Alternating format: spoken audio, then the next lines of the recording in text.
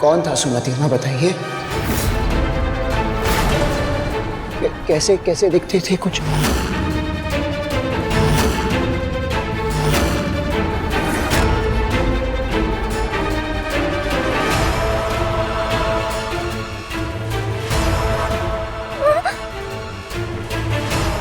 बोलिए सुमति माँ।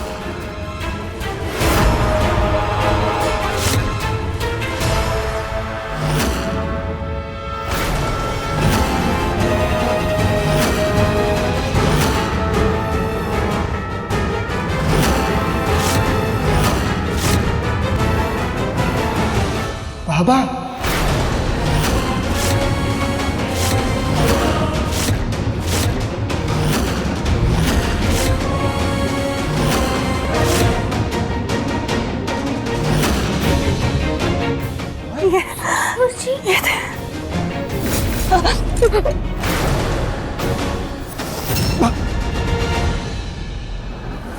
बाबा, आपसे सुमति माँ का एक्सीडेंट हुआ था। बाबा, आपने इस बात का जिक्र कभी किया ही नहीं। आप जानते हैं कि मैं पागलों की तरह सुमति माँ को ढूंढ रहा हूँ, और आपने कभी कुछ नहीं कहा बाबा। आपने ये जरूरी नहीं समझा कि मुझे, बौंदिता को, हम में से किसी को आप ये बता दें कि सुमति माँ कहाँ है, कैसी है, किस हालत में है।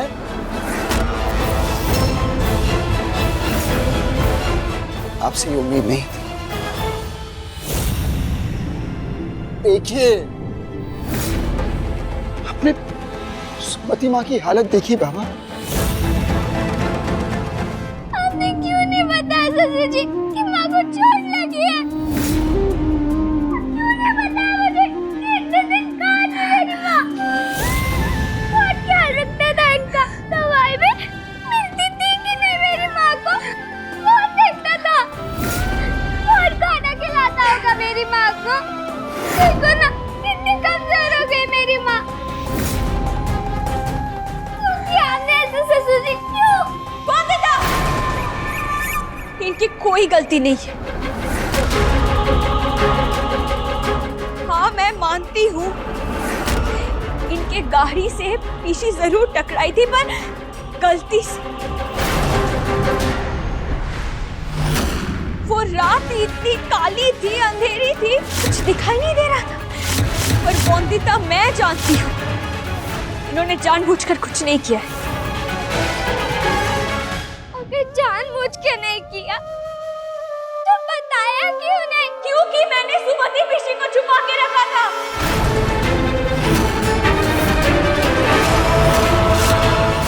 और मैं ख्याल रख रही थी उनका, ताकि वो जल्द से जल्द ठीक हो जाए और मैं उन्हें तेरे पास लेके आऊं। तो आपने मुझे बताया क्यों नहीं संपूर्णा माँ?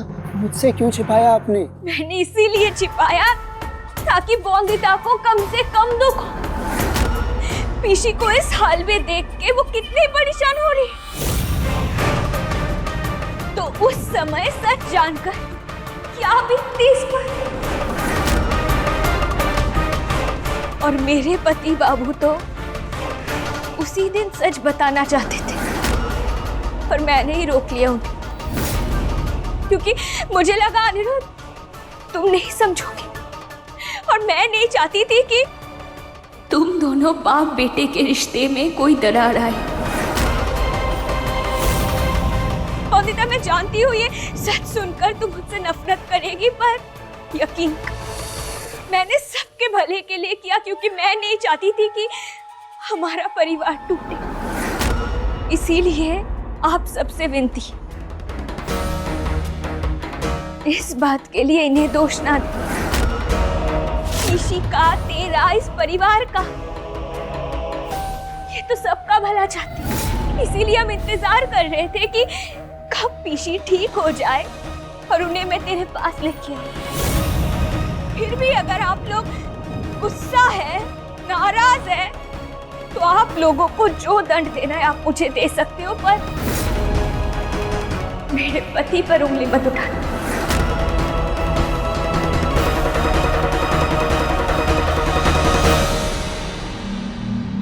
लेकिन अगर आप ख्याल देख रही थी इनका, माँ का ये बुरा हाल क्यों है?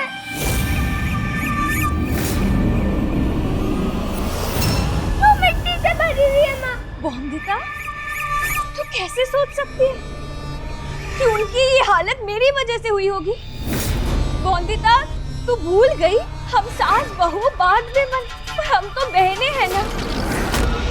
भूल तो गई है संपूर्णा कि बहन का प्यार क्या होता है। हाँ, मुझे पूरी तरह होश नहीं था, पर तू और तेरी माँ और बाबा जो बातें करते थे वो सुन सकती थी मैं। आवाजें आती थी मुझे। ये सही बात है कि मुझे सब कुछ सही से याद नहीं है, पर इसका ये मतलब नहीं है कि मेरी बोंदिता के किए हुए प्रश्न गलत है।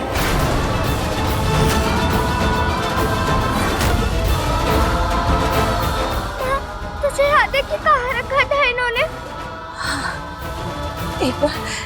एक बार होश आया था तो मैंने देखा एक सुनसान सा घर बिखरा हुआ, और मुझे ऐसा लगा कि मेरी बोंदिता बाहर है, मुझे बुला रही है। मैं दरवाजे की तरफ गई भी, पर मैं बहुत कमजोर थी, आवाज नहीं दे पाई, पर दरवाजा खटखटाया था मैंने। सब ये लग रहा है जैसे माँ पास ही है मेरे। यहाँ पे कोई नहीं है और चूहा हुआ होगा। मैं जानती हूँ। सौरभ जमाई बाबू के घर पे थी माँ।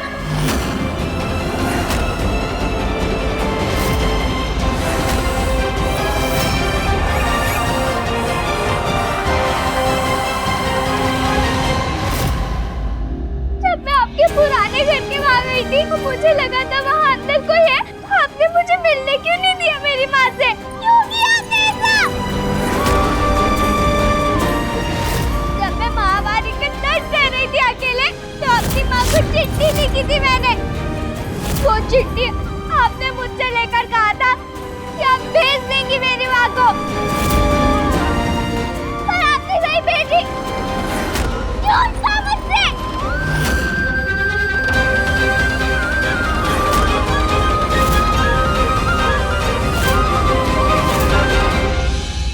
वो चिट्ठी तो मुझे मिली थी बोंदिता। उसी चिट्ठी से तो मुझे पता चला कि तुम्हारी महावरी शुरू हुई है। तुम्हारी महावरी शुरू हुई है, ये बात तुमने संपूर्णा माँ को बताई थी?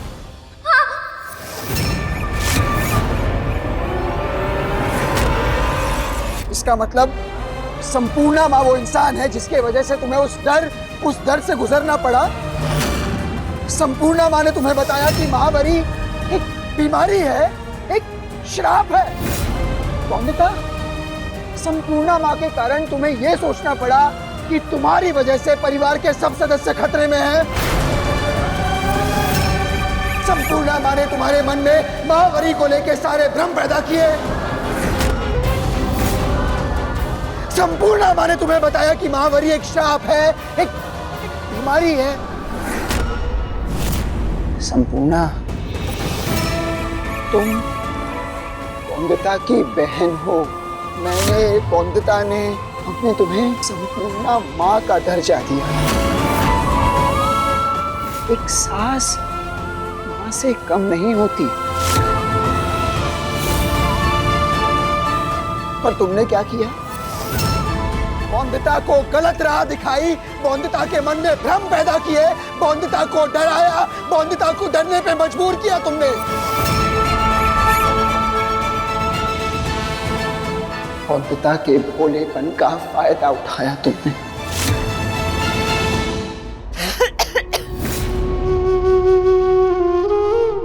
माँ तो ठीक है ना?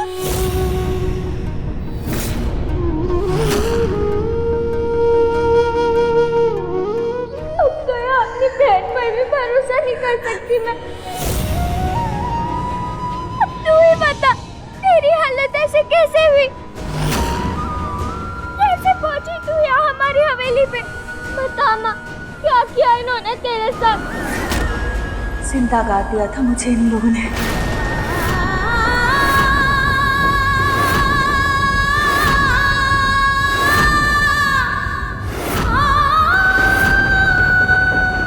क्या?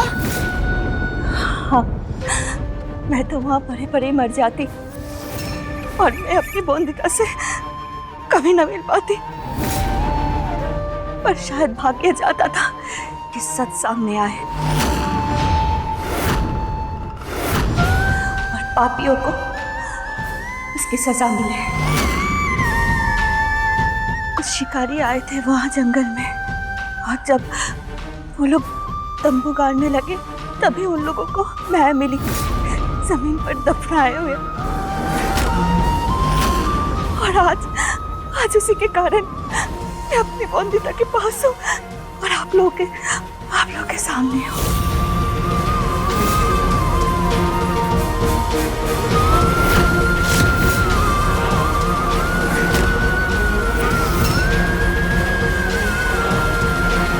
अब भी आप झूठ कहोगी संपूर्णा माँ? अब भी कहोगी कि मेरे भले के लिए मेरी माँ को छीन नहीं दिया? ऐसा कैसे कर सकती हो आप? कैसे कर सकती हो मेरी माँ के साथ? आपने कहा था आपकी पीशी है वो, तो क्यों किया आपने ऐसा? बोलो, क्या बुरा किया मेरी माँ ने और मैंने आपके साथ? हमने तो हमेशा प्यार किया ना आपको, हर बात नानी मामा मामी की प्रार्थना की तुक्का से खुश रहे आप हमेशा। मैं क्यों इतना बड़ा दुख देना चाहती थी मुझे? आप जानते हैं ना कि मैं नहीं जी सकती अपनी माँ के बिना, फिर भी आपने मेरी माँ को मारने की कोशिश की। मारना था तो मुझे मारनी थी, पर मेरी माँ को क्यों हाथ लगाया आपने? उसको चोट पहुंचाने की हिम्मत कैसे की आपने? बोलिए संभाल खुद को बोंदिता। मैं क्यों मारना चाहूंगी पीशी को? मुझे भी तो कल रात ही पता चला ना कि सुमति पीशी गायब है। तूने देखा था ना, रस्मों की तैयारी में मैं पूरे समय हवेली में थी, और मुझे पीशी को मारकर कौन सा खजाना मिलने वाला था? एक मिनट माँ, आप याद करके बताइए कि दुर्घटना कब हुई थी? कौन सा दिन था? कुछ याद है आपको? हाँ, वो अमावस्या की रात थी।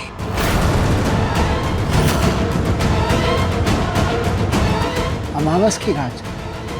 अमावस की रात ही तो संपूर्णा माँ बाबा से शादी करके आई थी ना?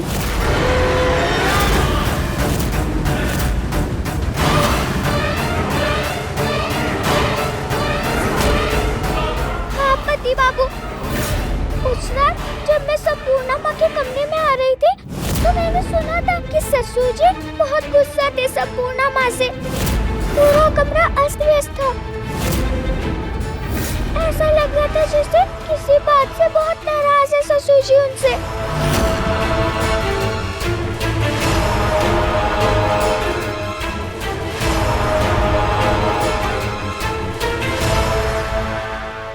सब समझ गए।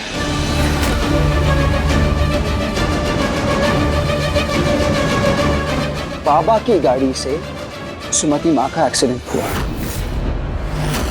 इस एक्सीडेंट से बाबा घबरा से गए और इसी बात का फायदा उठाकर संपूर्ण यानी बोंदिता के मामा मामी ये समझ गए कि बाबा को और डराया जा सकता है, और उन्होंने बाबा से शादी कर ली।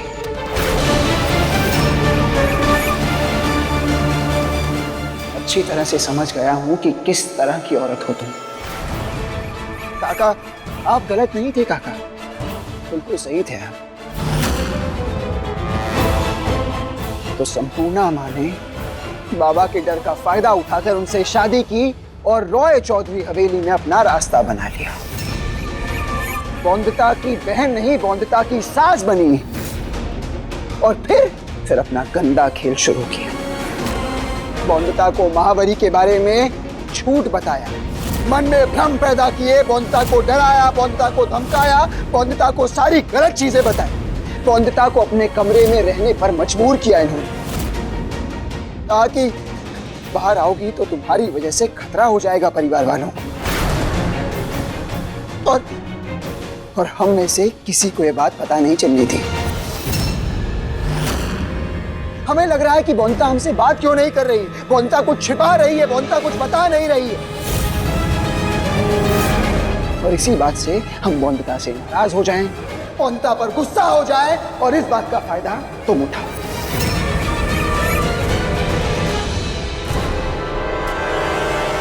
घर का खजाना तो मिलने वाला नहीं था, लेकिन घर के तिजोरी की चाबी उस पे नजर थी तुम्हारी।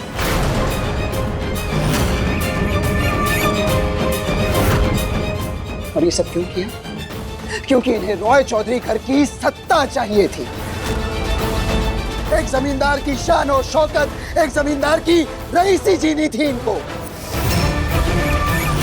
इन्हें इस घर की बहू बनना था, रॉय चौधरी खानदान की बहू का तमगा कमाना था इन्हें।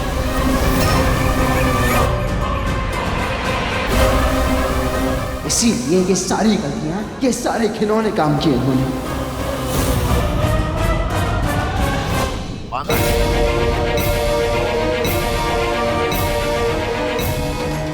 आपको कहने चाहिए थे तो मुझे कह देती।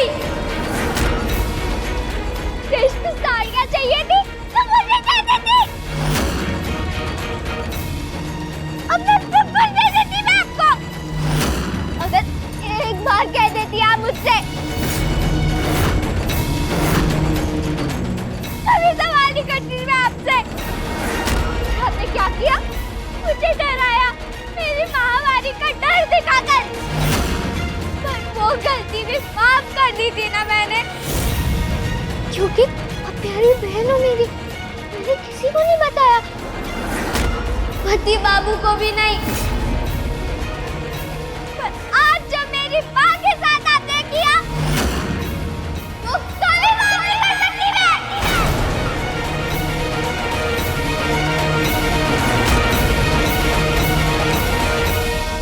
काका ससुर जी, आप घर के बड़े हैं, आप बताइए मेरी माँ की ऐसी हालत करने वाली को घर में मिलना चाहिए क्या? पति बाबू, आप भी रिश्तेदार बाबू है ना, न्याय दिलवाते हैं ना सबको। तो मेरी माँ को न्याय मिलना चाहिए ना। मरने के लिए छोड़ दिया था इन्होंने, तो इसका दंड नहीं मिलना चाहिए इनको।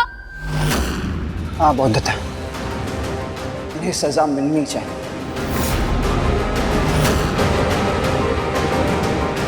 जरूर मिलनी चाहिए। पर उससे पहले मैं काका से माफी मांगना चाहता हूँ।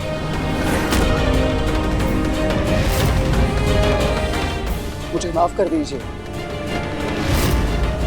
आप सही थे। आपने वो देख लिया जो मैं नहीं देख पाया। इनके मन के अंदर का मैल देखा आपने, इनके मन के अंदर की मक्कारी, बेईमानी, वो सारी चीजें देखी आपने। पता नहीं कैसे मैं नहीं देख पाया। माफ कर दीजिए काका। मैंने सोचा था ये बहुत अलग है, पर मैं गलत था।